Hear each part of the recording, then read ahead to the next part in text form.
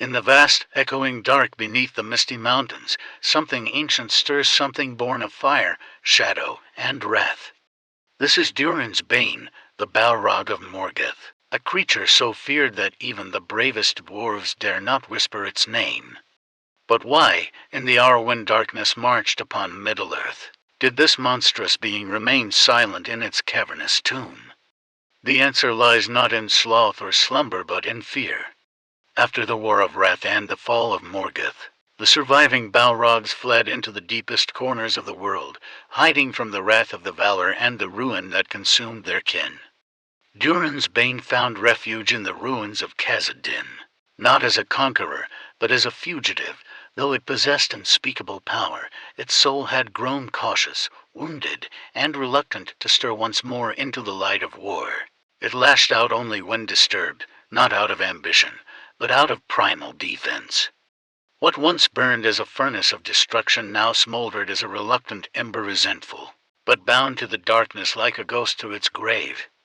Even as the world above descended into chaos, this ancient terror stayed hidden, its silence a whisper of dread. It wasn't just hiding from the free peoples, it was hiding from fate, from justice, from a reckoning it feared more than swords or spades. The Balrog's retreat was not weakness, it was self-preservation, and that made it all the more terrifying. For any day, that fear could fade, and the fire could rise again. Though forged from the same divine flame, Sauron and Durin's Bane burned with different hungers. Both were mere immortal spirits, shaped in the mind of Ilúvatar, but where their creator gifted them harmony, their fallen master, Morgoth, twisted that light into darkness. And yet, even within evil, there are fractures. Sauron, ever the master of control, sought to mold the world into a rigid order, his dominion absolute, his will like iron. He was a dark architect, building empires from fear, bending creatures and kings alike to his vision of harmony through tyranny. Durin's Bane, on the other hand, was no such planner. It was a creature of fire and chaos, raw and bridled, and utterly untamed. Its allegiance had always been to Morgoth, not to Sauron. When the Dark Lord fell, the Balrog did not seek new leadership, it fled, burned out by defeat, and vanished into the deep places of the world. Even if Sauron had sought it out, what could he offer that the Balrog desired? Command, structure, these were not the courtesy of such a creature. The Balrog's loyalty was to destruction, not dominion. Its heart did not beat for conquest, it thundered with the memory of rage, battle, and firestorm. To ask it to join a war guided by plans and banners would be to ask a tempest to follow a map. Therein lies the great divide between these two titans, one a tactician of terror, the other a living relic of apocalypse. Their paths were not parallel but perpendicular, crossing only if fate demanded it. And perhaps Sauron, wise in malice, saw that truth clearly. He understood that the Balrog would never kneel, never obey, never serve. It might follow fire but never a flag. In the end, it was not just fear or pride that kept Durin's Bane beneath the mountain. It was a deeper truth, that some darkness is too wild to be tamed, even by the Lord of the Rings. In the grand tapestry of Middle-earth, woven with light and shadow, power is not always measured by armies or artifacts but by origin. And here lies a crucial truth. Sauron and the Balrog of Moria were not master and beast, but equals in kind. Both were mire, spirits of divine birth, shaped in the time before time by the thought of Ilúvatar himself. Though Sauron was mightier, more cunning, and more ambitious, he held no divine authority over Durin's Bane. This was no lesser demon, no mindless servant, it was a brother in flame, a fellow fallen star. And that changes everything. Sauron could bend kings and break empires, but he could not command a being born from the same cosmic spark. He had no rightful dominion over Durin's Bane, only persuasion. And that would be a battle of wills on a scale beyond mortal comprehension. What's more, Sauron was not whole. His strength, once vast, had been fractured. The fall of Numenor left him disembodied, weakened. The forging of the One Ring cost him a great part of his essence. And in that diminished state, he may have seemed to the Balrog not as a lord but as a liability, Why would an ancient terror, long hidden and unchallenged, risk exposure for a master who had already fallen once before? The Balrog may have seen Sauron not as a potential leader, but as a threat to its own survival, and so there was no summoning. No alliance forged in the dark, only mutual avoidance. And perhaps a silent recognition of what each had become to ancient beings shaped by war and fire, drifting alone through the end of an age, for all his pride and power. Sauron knew that to challenge or command a fellow male was to court disaster. It would not be like taming orcs or dominating men. It would be like calling lightning and hoping it bends. And even the Dark Lord knew better than to tempt a fire that answers to no one.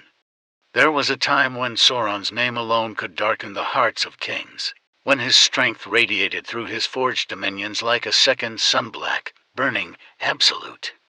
But that time passed. The fall of Numenor shattered more than stone and steel. It broke Sauron's physical form, and though he returned, it was as a shadow of his former might. Then came the forging of the One Ring, his masterstroke and his greatest folly. In pouring so much of his being into the ring, Sauron gained unmatched control, but also birthed his deepest vulnerability. The further the ring strayed from him, the more hollow he became. By the time of the War of the Ring, without the ring in his grasp, Sauron was no longer the towering force he had once been. He had become stretched immense in will, yes, but lacking the physical potency to cow his peers. And Durin's Bane, buried deep beneath the mountains, could sense it. It would not have taken a Maya's wisdom to see that Sauron was incomplete, dependent on a trinket that eluded him. To the Balrog, who had survived unbroken since the First Age, Sauron may have appeared desperate, a once mighty figure whose strength was splintered, whose victories were borrowed. Would a proud and ancient fire beast cast its lot with a lord who had already burned and fallen? Or worse, risk being bound to the will of a master who was no longer whole? Even in evil, there is instinct, and the Balrog, old and cunning, would not step into a war where the master's power was still in question. It would wait, watch, smolder, let Sauron try his hand with men and orcs and Nazgul, let the ring find its way home or not. The Balrog had nothing to gain and everything to lose. Sauron's weakened state made not only persuasion unlikely, it made loyalty dangerous, and for a creature born in fire, nothing is more sacred than surviving the flame. Sometimes, the most powerful piece on the board is the one that doesn't move, deep beneath the ruins of Khazad-dûm. Durin's Bane sat like a coiled storm, and Sauron, ever the master strategist, let it. Why summon a flame-wrapped terror to the battlefield when its very presence served a purpose far greater? The Balrog was more than a creature, it was a living curse, a blight that had haunted the dwarves for generations. Because of it, King Dane and his kin dared not reclaim their ancestral home. Khazad-dûm, once the heart of dwarven majesty, remained empty and broken, a ghost city held not by siege, but by fear. And fear is a weapon Sauron understood all too well. Had the Balrog been drawn into the open war, slain or exposed, that fear would vanish and the dwarves might rise again. Instead, its silent dominion over Moria became a blockade, a choke point, a phantom sentinel that ensured Sauron's enemies never unified. Roads remained closed, ambitions stifled. The misty mountains, with the Balrog nesting beneath them, formed a scar across the land, splitting east from west, stalling hope with every trembling footstep echoing through their halls. Sauron had employed a similar tactic with Shelob, letting her fester in Cirith Ungol as a natural deterrent. These terrors were not mistakes of the world, they were tools of it, wild and tameable, and perfect. To Sauron, Durin's Bane was a locked gate he never had to guard. Why risk unlocking it? And so, the Balrog remained undisturbed. Not out of oversight, but out of calculation. Sauron understood the value of static horror. He needed not its sword, he needed its silence. A fear that lingered in every dwarf's heart. A darkness that whispered, "Do not come this way, in war." Not every victory is won by marching. Some are won by staying hidden and letting the world imagine the terror that awaits. Sauron, for all his cunning and mastery of domination, was not without caution. He had seen what happens when dark powers ally with entities beyond their control. The tale of Morgoth and Ungoliant lingered in the shadowed corners of his mind, a dire lesson etched in betrayal. Ungoliant, the monstrous spider of insatiable hunger, once joined Morgoth in a pact of destruction, consuming the light of the two trees and cloaking Valinor in shadow.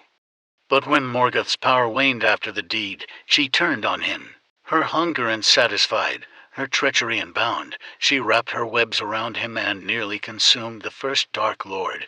Morgoth's cry of despair echoed across the world, and only with the fiery whips of the Balrogs was he saved from annihilation.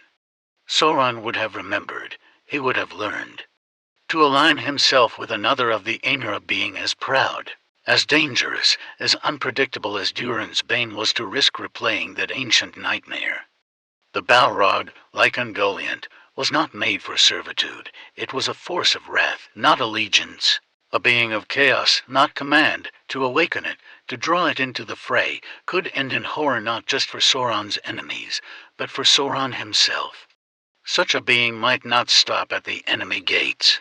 It might challenge him, consume his legions, disrupt the precision of his war machine with an inferno that could not be reined in, and if ever it turned on him, there would be no Balrogs left, save him only his own withering power, distant from the ring, vulnerable in the very moment he needed dominance.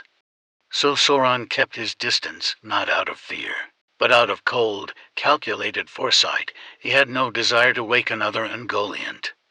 He had no wish to test whether Durin's Bane still remembered loyalty or whether it had learned betrayal. Sauron's greatest weapon was never his armies, it was his certainty. In the twilight years of the Third Age, the Dark Lord stood atop a tower of perceived inevitability. He saw the kingdoms of men divided, their strength fading like a fire starved of air. Ruin, embattled and beleaguered, Gondor, noble but crumbling under the weight of its past. The elves were leaving, fading into the west, and the dwarves had turned inward, nursing old wounds, against such fractured resistance. What need had Sauron for another ally, especially one as dangerous and unpredictable as Durin's Bane? In his eyes, victory was already written, carved into the bones of Middle-earth itself. His legions were vast, trolls and Alog-hai. Lomachio from the south, wraiths on winged horrors, all moving under one terrible will, his own. What could a Balrog offer that he did not already command? But there was something more beneath his refusal, pride, the pride of a being who had risen from ruin and rebuilt an empire with flame and iron. To call upon another man equal in divine essence would be to admit a lack. It would be to suggest that he needed help. And Sauron needed nothing, or so he believed, in truth. This arrogance became a quiet, growing fracture. For all his strength, he had poured his spirit into a single object, the ring, and without it, he was not whole, yet blinded by ambition. He dismissed the need for allies not under his heel. Durin's Bane was a fire he could not master, and rather than risk it, he ignored it. He trusted in the power of fear, in the machinery of war, in the slow rot of his enemy's courage. But pride has undone many lords, and Sauron was no different. He overlooked what lay beneath him, not just in Moria, but in the deeper layers of fate. And sometimes it is the evil you don't use that reveals everything about the evil you are. The absence of Durin's Bane from Sauron's war effort reveals more than strategy. It unveils the intricate web of fear, pride, power, and ancient memory that governs even the darkest hearts. Sauron, for all his might, chose not to awaken a rival he couldn't control, a flame that burned for chaos, not conquest. In doing so, he exposed the fractures within his own dominion, the cracks where pride outweighs caution, where power fears its equal. The Balrog remained in the deep, not by accident, but by design. And in that silence, we glimpse the truth. Even evil has limits it dares not cross.